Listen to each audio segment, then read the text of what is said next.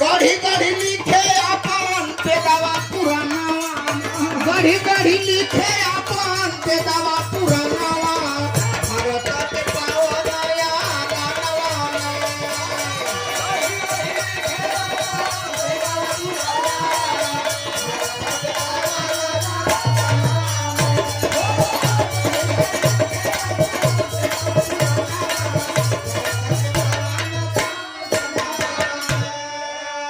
गौर करेंगे बाबूजी, भारत के मूल निवासी राजाओं का जितना इतिहास था, राजाओं के साथ युद्ध करके, हरा करके, मार करके और राज को अपनाया, और जितना इतिहास था आग में जलाने का काम किया, और अपना वही मन गढ़ंत इतिहास वेद पुराण लिख करके तैयार किया। गीत बदल गए मास्टर साहब।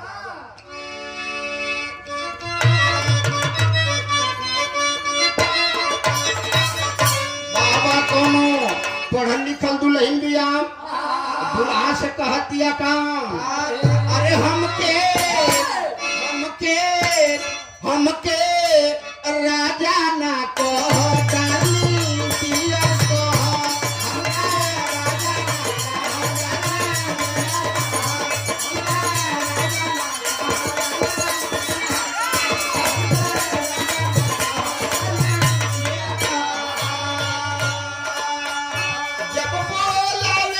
ओके कम टू हियर कहा, जब बोलावे के होके कम टू हियर कहा, हमके राजा ना कहा ये दिया।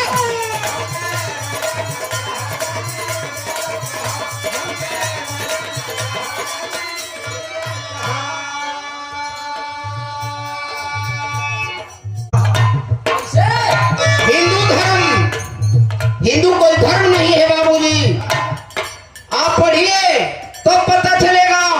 हिंदू जो शब्द है ये मुगलों की गाली दी हुई शब्द है, हिंदू कोई धर्म नहीं है। लेकिन हिंदू धर्म में ऐसा ऐसा वेद पुराण इतिहास लिखाएगा, ऐसे भैया भैया भैया हिंदू धर्म के दशा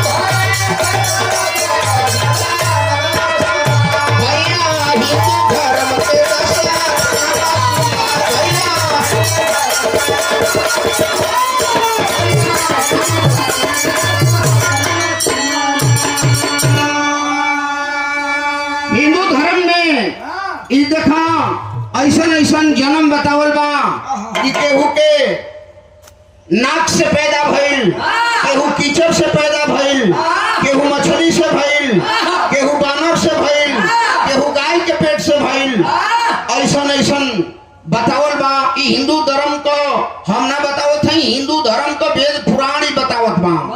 का बतावत बा? एक जाति से दूसर जात नहीं होई,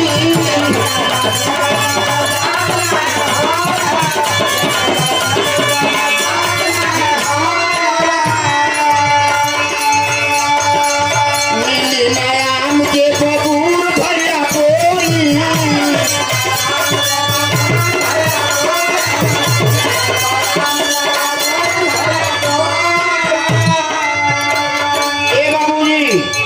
देखा एक जात दूसर जात के पैदा नहीं कर सकता। अगर आप साल से भैंस के चाहिए कि पाल देवा के बच्चा पैदा करी ना होई, भेड़ पड़ता लेकिन वो गाये के पड़ी, कुकुर कबो बकरी ना भी आई, कुकुर कुकुर पैदा करी, बकरी बकरी पैदा करी, गधा गधा पैदा करी। लेकिन हिंदू धर्म के वेद पुराण में मछली से भी आदमी पैदा भइल बा। बाहरे दुनिया बाहरे लिखे वाला, बाहरों के माने वाला, ऐसे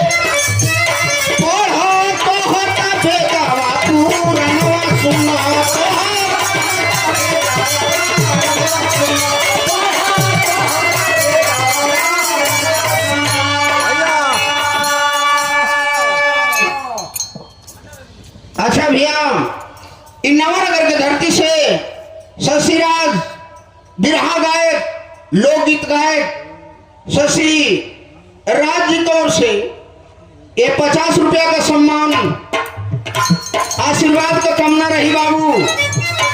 हर मोड़ तक सफलता मिले, भगवान आपको सुखी रखा है, यह कामना रही।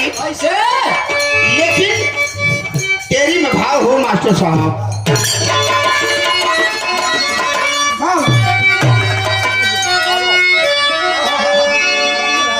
उतना जितना चाहिए उतना तो मैं नहीं कर सकता हूँ, इसलिए हाँ तेरी में भाव लगल पा।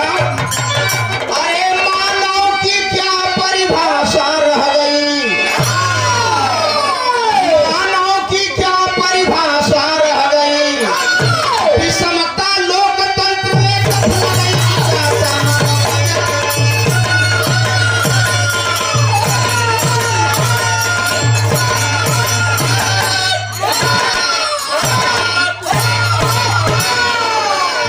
सही हो, विषमता लोकतंत्र में दफना गई, जिज्ञासा मानव की क्या परिभाषा रह गई।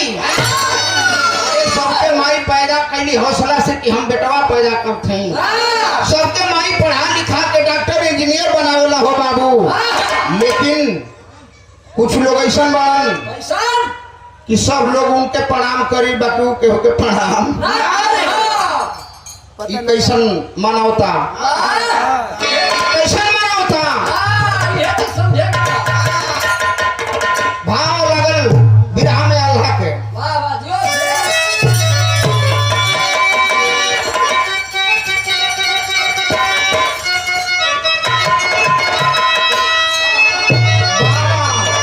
पहले कहल जात रहे कि भारत देश जौन बा ई सोना का चिड़िया रहे हो बाबू। लेकिन आज तो गोबरों के चिड़िया कहे में शर्म लगता।